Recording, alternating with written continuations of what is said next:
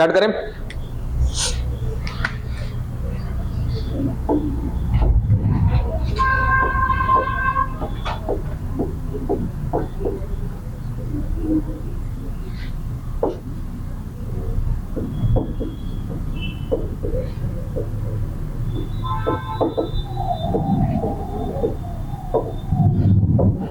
चलिए, female reproductive system. जब हम नर का पढ़ रहे थे तो वहां भी हमें लिखना चाहिए था क्या, नर जनन तंत्र। ठीक है, अब तंत्र किस लिए कह देते हैं, क्योंकि बच्चा तंत्र का मतलब ही क्या होता है कि काम तो एक होगा। जैसे पुंकेसर का पूरा काम क्या था, एक था, किसका, क्या करना, परागकण का निर्माण करना। लेकिन उस परागकण के निर्माण में क्या पूरे के पूरे अंग नहीं काम कर रहे थे क्या, ठीक है ना। उसका परागकोश भी काम कर रहा था, परागकोश के अंदर मिलने वाले उसके अस्तरे भी काम कर रहे थे, उसके अंदर मिलने वाले उसके बीजाणुजन ऊतक भी काम कर, सारे लोग मिलकर काम कर रहे थे। तो जब भी किसी काम को एक से ज्यादा लोग करते तो क्या लगाते हैं हम लोग, तंत्र। तो वैसे ही क्या है, ये मादा जनन तंत्र। देखिए, पुष्प में हमने पुंकेसर को देख लिया और इस संरचना को देखा था क्या, जरा याद करो तो।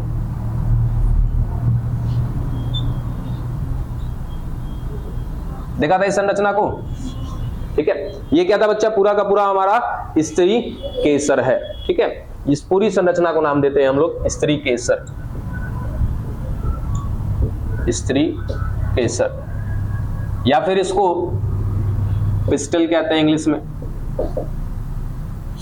हिंदी में एक और नाम है इसका, अंडप,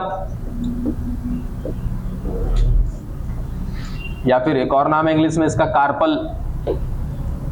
जो नाम याद रहे रख लीजिएगा, बस दिमाग में ये भी रखिएगा कि इतने सारे नाम हैं इसके। ठीक है, अंडप, स्त्री केसर, दो नाम हिंदी में। स्त्री केसर के लिए पिस्टल इस्तेमाल करते हैं, अंडप के लिए क्या इस्तेमाल करते हैं, कार्पल। ठीक है, जो आपको समझना। अब इस स्त्री केसर के होते हैं 3 भाग। देखो, सबसे पहला 1 नंबर, ठीक है, ये दूसरा, और ये जो तीसरा अंडे जैसा दिखाई दे रहा है ना, ये एक जो सबसे ऊपर का भाग है, एक जो ये वाला लंबा वाला भाग है, और एक जो ये अंडाकार है। एक एक करके नेमिंग करते हैं इसका हम लोग। ये ऊपर वाले भाग को कहते हैं वर्तिकाग्र, ठीक है। इस वाले भाग को कहते हैं वर्तिका, और इसको कहते हैं अंडाशय।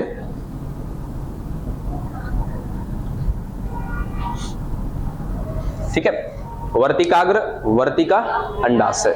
ठीक है, एक एक करके ना इसका नाम भी समझते जाइएगा और काम भी समझते जाइएगा। ठीक है, आपको इसके पीछे याद है नर जननांग पढ़ा था हमने। नर जननांग में अंत कहां पे किया था हमने, परागकोश फटा और परागकण निकल गया।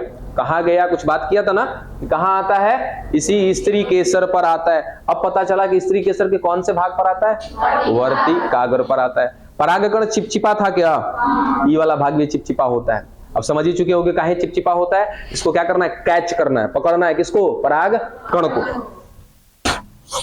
तो सीधा सीधा याद रखिएगा, वर्तिकाग्र का काम क्या होता है, तो परागकण को ग्रहण करना।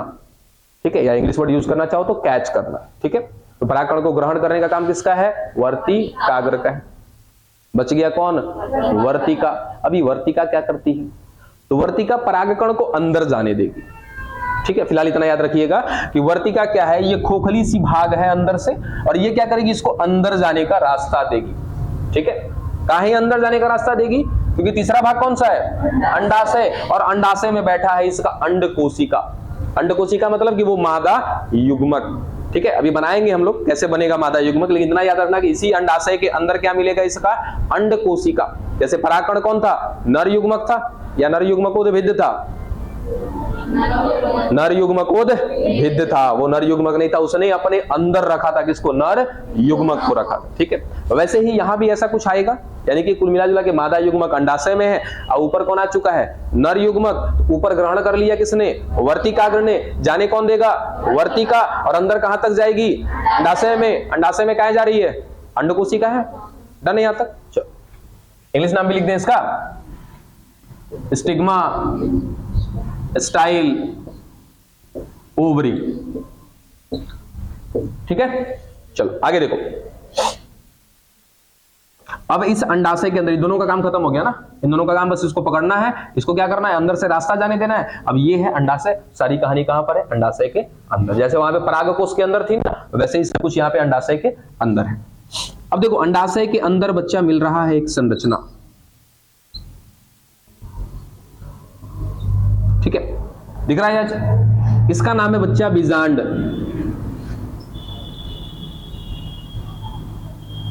इंग्लिश में बोलते हैं इसको ओव्यूल। डन, क्या मिला? बीजांड। और ये जो बीजांड होता है ना, कितने आवरण दिख रहे हैं इसके, जरा देखो तो, एक दिख रहे हैं कि दो? आवरण एक है कि दो है? जल्दी बताओ, एक आवरण है कि दो आवरण है? अरे अभी एक आवरण है। मान लो कोई भी चीज है तो उसका ऊपरी स्तर होगा, निचली स्तर भी होगा ना, तब तो ये आपका ऊपर का स्तर हो गया, नीचे का स्तर हो गया, है तो कितना? एक ही ना। चलो एक और बनाते हैं इसका। अब कितने स्तर का हो गया? दो स्तर का हो गया। तो याद रखना कि जो आपका बीजांड होता है ये बना होता है कितने स्तर से?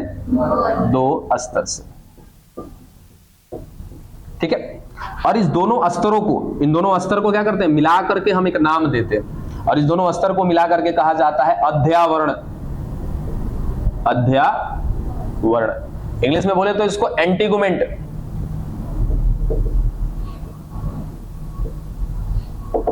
ठीक है, क्या हो गए? अध्यावरण। क्या क्या पता चला हमको? वर्तिकाग्र है, वर्तिका है, अंडाशय है, अंडाशय के अंदर का मिल रहा है, बीजांड मिल रहा है। ये बीजांड एक नहीं दो स्तर से बना है, उस स्तरों को क्या कहते हैं? अध्यावरण कहते हैं। खत्म हो गया क्या? आगे बढ़े, जहां दिक्कत लगे बाबू पूछिएगा ना। इसके कुछ नाम है, वो नाम खत्म कर लेते हैं हम लोग। देखो इस वाले हिस्से पे, अंडाशय का वो वाला हिस्सा जहां पर कौन जुड़ा है, देखो तो बीजांड, ठीक है। इस हिस्से को नाम दिया जाता है बीजांड आसन।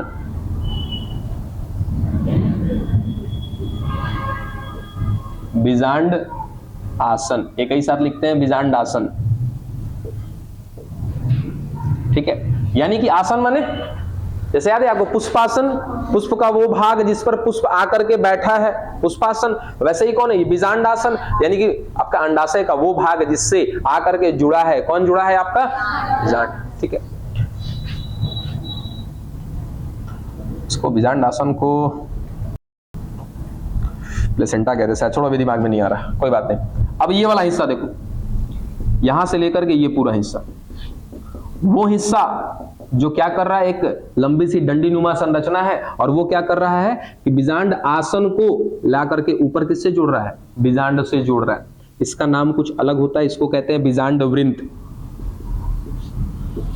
बीजांड वृंत, याद है पुष्प वृंत?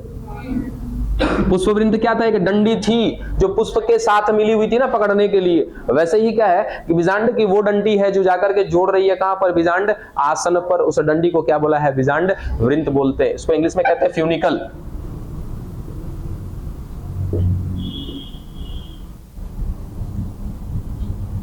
ठीक है। अब ये क्या है बच्चा? पूरा का पूरा बीजांड का शरीर है, ठीक है। इसको क्या कहते हैं?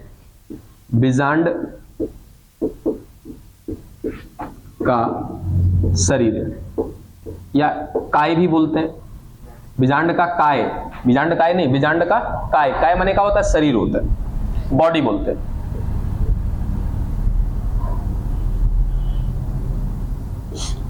आगे देखो, ये पूरा का पूरा शरीर, ठीक है। इस शरीर से कौन जुड़ा है? बीजांड वृंत। याद रखना कि इस शरीर से जिस जगह पर कौन जुड़ रहा है? बीजांड वृंत जुड़ रहा है।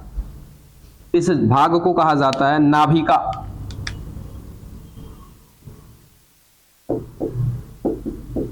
कोई बात नहीं, इसको कहते हैं हाइलम, ठीक है।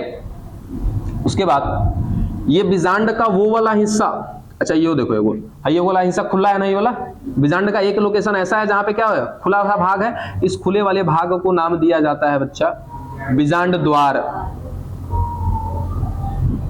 बीजांड द्वार, इंग्लिश में कहते हैं माइक्रोपाइल। माइक्रोपाइल,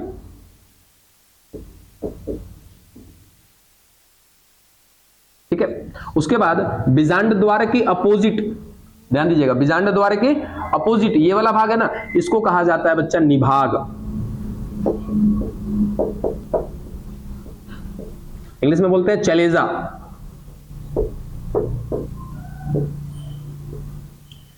चलो लगभग कहानी हमने खत्म कर ली किसकी, पूरे स्त्री केसर की। तो स्त्री केसर का एक एक भाग आपने देख लिया।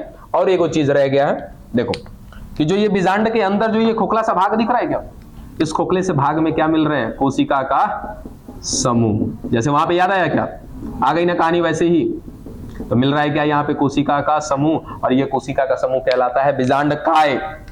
इसलिए कहा था कि बीजांड का काय कहिएगा अगर वहां कहना हो तो, है ना। तो दिमाग से हटा दो कि काय भी कहते हैं इसको, घबराओगे सब, छोड़ दो। इसको क्या कहते हैं, बीजांड काय, बीजांड काय। ये हो गया कौन, आपका कोशिका का समूह, कोशिका का समूह। इसको इंग्लिश में कहते हैं बच्चा न्यूक्लियस, न्यूक्लियस। डन। अब हमने कहानी इसकी पूरी की पूरी खत्म कर ली।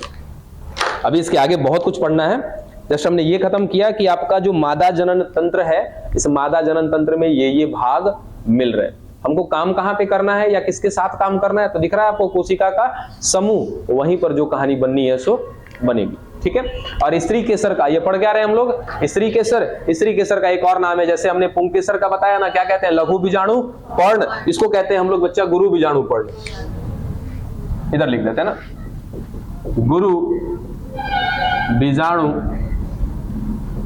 पर्ण।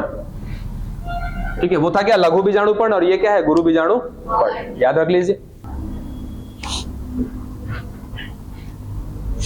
ये पिक्चर दिमाग में रख लीजिएगा। पिक्चर ये बार बार बनाने का काम नहीं, हम जब भी काम करेंगे कहां पे काम करेंगे, सीधा के सीधा बीजांड के अंदर। अच्छा देखो, यहीं से एक बात आपको बता देते हैं।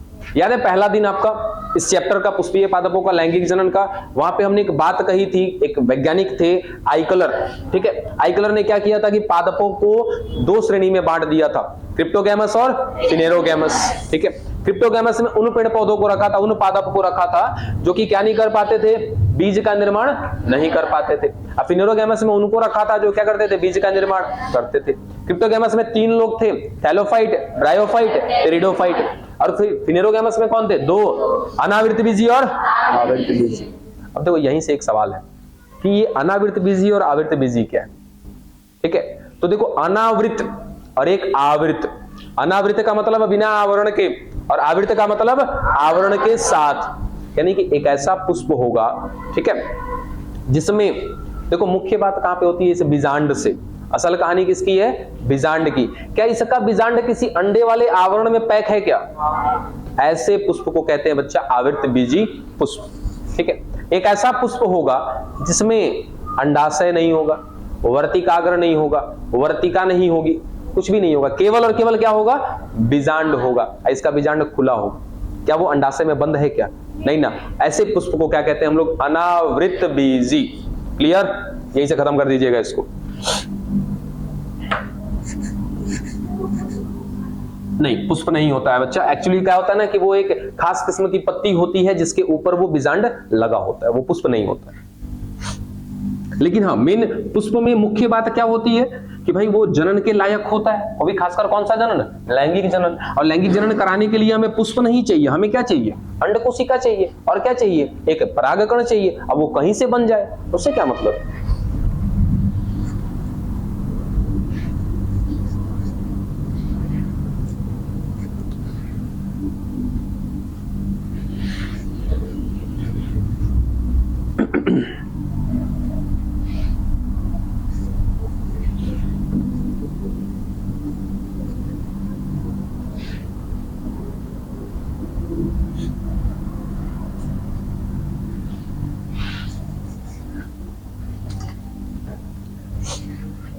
देखिए, हाँ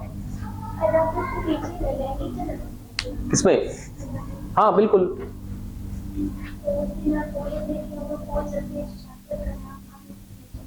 ओहो, हमने क्या बोला था कि इस चैप्टर का नाम हम क्या दे सकते हैं कि आवृत बीजी पादपों में लैंगिक जनन। अनावृत क्या बोलेंगे, पुष्पीय पादप की बात हो रही है ना बाबू, वहां पे पुष्प नहीं बनते हैं। क्या बोला आपको कि केवल और केवल क्या दिखाई देगा आपको, बीजांड। हम उसको पुष्प नहीं कह सकते, लेकिन पुष्प की ही संरचना है कौन, बीजांड। ये बात ठीक है। तो चैप्टर का नाम क्या है? पुष्पीय पादपों में लैंगिक जनन। अब पुष्प केवल किसमें बनता है? आवृत बीजी में बनता है। अनावृत बीजी में भी निषेचन होता है, जनन होता है, लैंगिक जनन है, लेकिन वहां पे पुष्प नहीं होता। पुष्प का एक भाग होता है, कौन सा? बीजांड, और कुछ नहीं होता। शुरू करें कहानी? तैयार है ना सभी लोग? कहानी लंबी है, इत्मीनान से सुनना, मजेदार है, ठीक है। देखो यहां तक है ना बच्चा? देख लो जरा एक बार, ठीक है? नहीं है? चलो यहां तक तो आ ही जाएगा। अरे देखो जल्दी। हाँ ठीक है, चलो। हमने क्या देखा था अभी? बीजांड काय। इंग्लिश नाम सबका लिख दिया है, इसलिए अब एक बार आपने देख लेना है वहां पे, ठीक है। बीजांड काय पे कहानी हमारी शुरू होने वाली है, ठीक है। अब बीजांड काय क्या था जरा देखो तो फटाक से। यहाँ पे ऐसे छोटा सा बना देते हैं। ये हमारा ऐसा बीजांड था, ठीक है। ये बीजांड कैसा था? 2 आवरण से बना हुआ था। इसके अंदर क्या मिल रहा था? कोशिका का समूह मिल रहा था। इसी कोशिका के समूह को क्या बोला था? बीजांड काय बोला था, ठीक है। अब इस बीजांड काय में से ध्यान देना, इस बीजांड काय में क्या मिल रहा है? कोशिका का समूह, कोशिका का समूह। इसमें से, इस पूरी की पूरी कोशिका के समूह में से एक कोशिका पोषण को प्राप्त करके आकार में बड़ी हो जाएगी, ठीक है। केवल और केवल एक कोशिका, ठीक है। यहां पे क्या मिल रहा है? कोशिका का समूह मिल रहा है, जिसको आपने क्या बोला? बीजांड काय बोला है। जिसमें से केवल और केवल क्या होने वाला है कि एक कोशिका आकार में बड़ी हो जाएगी, वृद्धि कर जाएगी। आकार में क्या हो गई है? बड़ी हो गई, ठीक है। इस एक कोशिका को नाम देते हैं बच्चा हम लोग गुरु बीजाणु मातृ कोशिका, ठीक है। इंग्लिश में कहते हैं इसको मेगा स्पोर मदर सेल। याद रहेगा, तन को भूलेंगे नहीं। कि एक कोशिका केवल बड़ी हुई है, एक कोशिका वृद्धि कर आकार में बड़ी हो जाती है, ठीक है। और यही है वो बड़ी कोशिका जिसको नाम दिया आपने क्या? गुरु बीजाणु मातृ कोशिका, ठीक है। अब ये गुरु बीजाणु मातृ कोशिका कैसी है?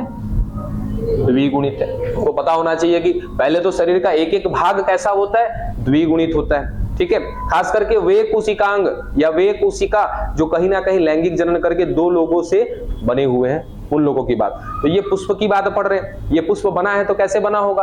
एक नर वाले भाग से और एक मादा वाले भाग से जब युग्मनज बना होगा तब इसका निर्माण हुआ होगा। तो जब 2 लोगों से आया है तो 2 लोगों से एक गुणसूत्र का सेट एक लोगों से आएगा, दूसरे गुणसूत्र का सेट दूसरे लोगों से आएगा। तो 2 को सेट है इसलिए क्या कहेंगे? इसको 2n कह देंगे, द्विगुणित कह देंगे, ठीक है। और जब अर्धसूत्री विभाजन करेगा तब इसका सेट क्या हो जाता है? अलग अलग हो जाता है। तो क्या कह देते हैं? अगुणित। और उसको सुनिश्चित करते हैं कैसे? n से, ठीक है। अब ये गुरु बीजाणु मातृ कोशिका तनिको देरी नहीं करेगी, तुरंत चल देगी क्या करने के लिए? अर्ध सूत्री विभाजन, ठीक है।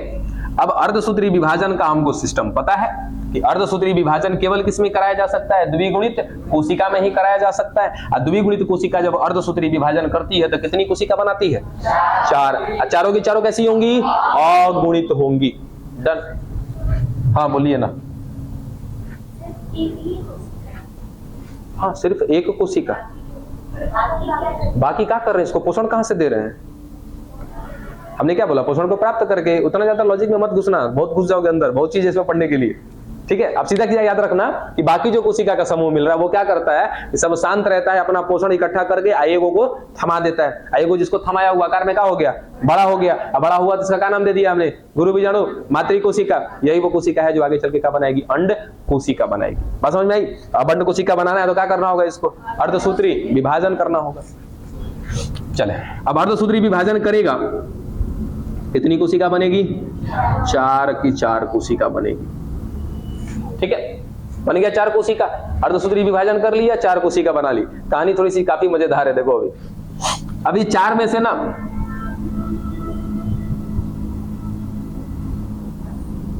ये 3 को जानते हो क्या हो जाएगा? नष्ट हो जाएगा। अब कोई सवाल ये ना पूछेगा कि सर नष्ट काहे हुआ?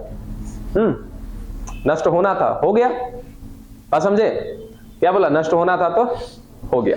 ठीक है, अब कौन बचा, एक। ठीक है, 3 ये नष्ट हो गए। अच्छा, इनका नाम लिख देते हैं ना, ये जो 3 बने हैं ना, इनको क्या बोला जाता है, गुरु बीजाणु। गुरु बीजाणु, मेगा स्पोर, मेगा स्पोर। ठीक है, 4 बने थे, याद रखिएगा कितने गुरु बीजाणु बनते हैं, 4। देखो पता सवाल कैसे घुमा घुमा के देता है कि एक गुरु बीजाणु मातृकोशिका से अर्धसूत्री विभाजन के पश्चात कितने गुरु बीजाणु बनते हैं, 4।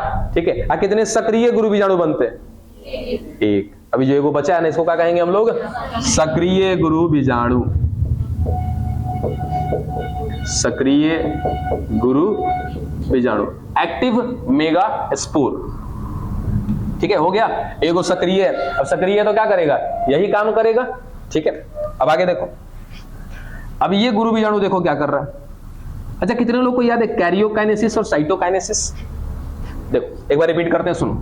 ये एक कोशिका है, इसके अंदर क्या है, केंद्रक है। ठीक है, अब इसको क्या करना है बच्चा, कोशिका विभाजन करना है। तो कोशिका विभाजन करने के लिए कहीं ना कहीं 2 चरण होते हैं। पहला चरण जिसमें केंद्रक टूट करके 1 से 2 हो जाता है, और दूसरा चरण कि इस कोशिका में उपस्थित जितना भी माल मसाला है ना, जैसे कहने का मतलब कोशिका द्रव्य वगैरह, उसको भी क्या कर दिया जाएगा, बांट करके अलग अलग कर दिया जाएगा।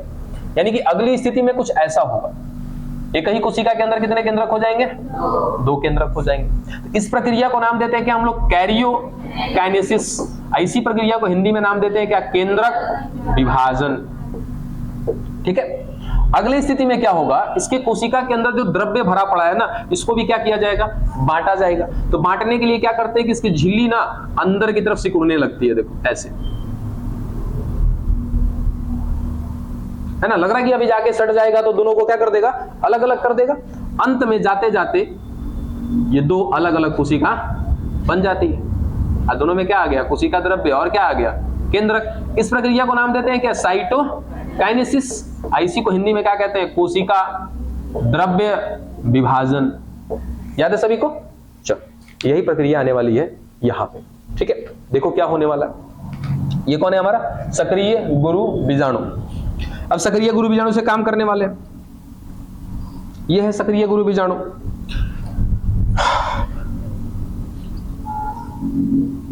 हाँ बोलिए ना,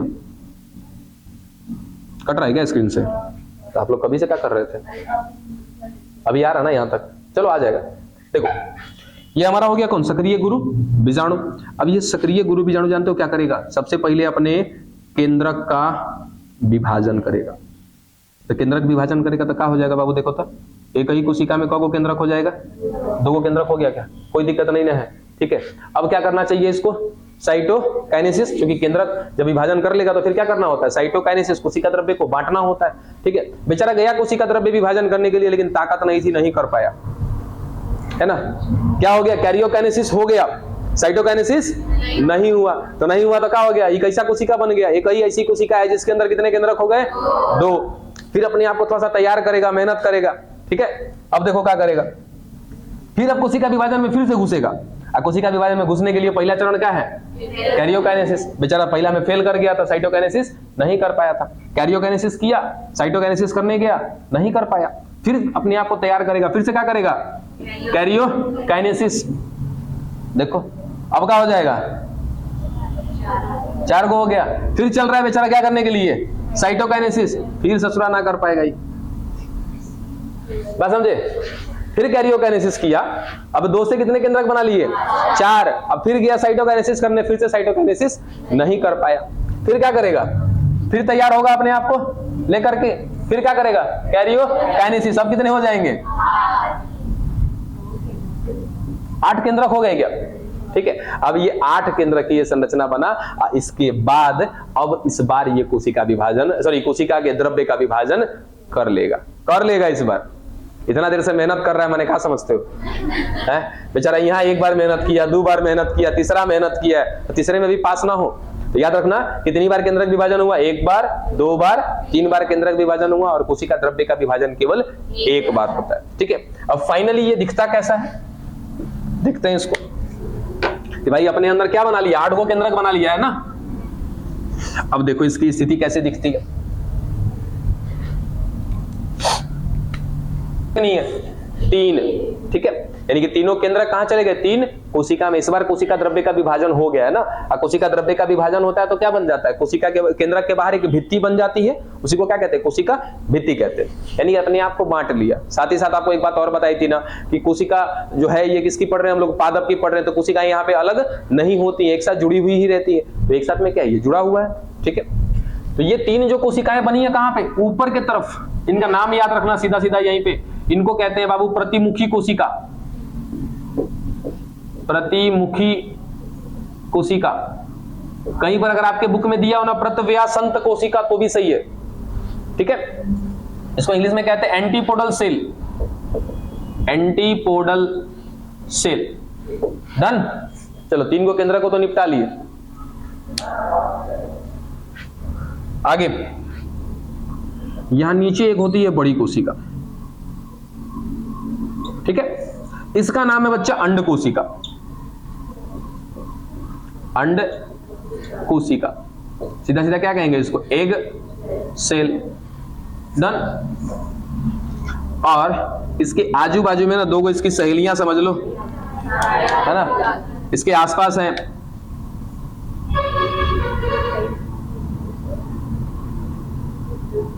ये दोनों की दोनों कौन है, इसकी सहेलियां, याद रखना कौन, सहायक कोशिका। हाँ है? चलो अच्छी बात है। Synergid cell. Synergid cell. कितने कोशिका को निपटा दिया भाई, कितने केंद्रक को, 1 2 3 4 5 6 को निपटा दिए। को बचा है 2 को। अब देखो, अच्छा देखो, अगर मैं कुछ ऐसा करूं, कैसे, ये मान लो सामने से 2 उंगलियां दिख रही हैं, ठीक है, और इसके पीछे मैंने एक हाथ रखा है, दिख जाएगा। बस ऐसा ही कुछ है कि ये 3 कोशिका दिख रही है ना, इस 3 कोशिका के पीछे एक बड़ी कोशिका है। देखो दिखा रहा है, दिखेगा बड़ा कोशिका, तो आधा भाग इसके 3 कोशिका से छिपा हुआ है, ठीक है। अब ये वाला जो बड़ी कोशिका है, इसके अंदर अकेले है को केंद्रक, 2 को केंद्रक, ठीक है। अब इन दोनों केंद्रक को तो स्पेशली याद रखिएगा, नाम दिया जाता है क्या, ध्रुवीय केंद्रक। ध्रुवीय केंद्रक, पोलर न्यूक्लियाई, ठीक है। और इसको कह सकते हो ध्रुवीय कोशिका, ठीक है, ध्रुवीय कोशिका, पोलर सेल। डन। सब कुछ कहानी खत्म। अब क्या हुआ, तो ये पूरी संरचना क्या कहलाती है बच्चा, तो याद रखना, भ्रूण कोश।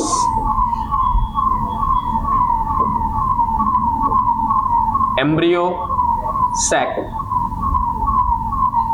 ठीक है।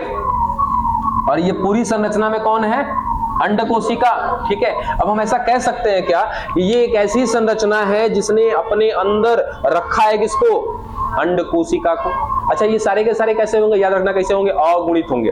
जितनी भी कोशिकाएं दिख रही हैं सारे के सारे कैसे होंगे, अगुणित। काहे, क्योंकि अगुणित से ही शुरुआत हुई थी ना, यहां से भाई समसूत्री करना शुरू किया था। तो एक ऐसी संरचना है जिसके अंदर मिल रहा है कौन, अंड कोशिका। और अंड कोशिका कौन है, मादा युग्मक है, ठीक है। तो हम ऐसा कह लें कि एक ऐसी संरचना जिसके अंदर कौन मिल रहा है, मादा युग्मक। तो अब क्या मैं इस संरचना को मादा युग्मकोद्भिद कह दूं, चलेगा ना। तो ये पूरी संरचना कौन है बच्चा, याद रख लेना, मादा युग्मकोद्भिद। इंग्लिश में क्या बोलते हैं इसको, फीमेल गैमेटोफाइट। डन।